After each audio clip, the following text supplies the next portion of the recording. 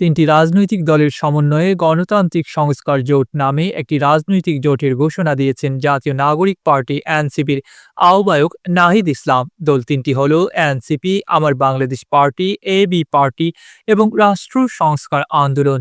জুলাই গণ অভ্যুত্থানের পর বাংলাদেশে পরিবর্তনের আকাঙ্ক্ষা বাস্তবায়নে এবং দেশকে পুরনো রাজনীতির পথে যেতে না দেওয়ার অঙ্গীকার নিয়ে এই জোটের ঘোষণা দেওয়া হয়।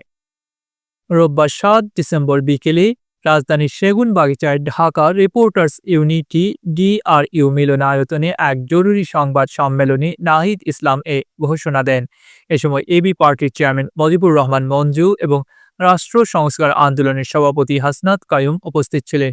সংবাদ সম্মেলনে নাহিদ ইসলাম বলেন, ঘোষিত গণতান্ত্রিক সংস্কার জোট শুধু নির্বাচনী জোট নয়, বরং এটি একটি রাজনৈতিক জোট।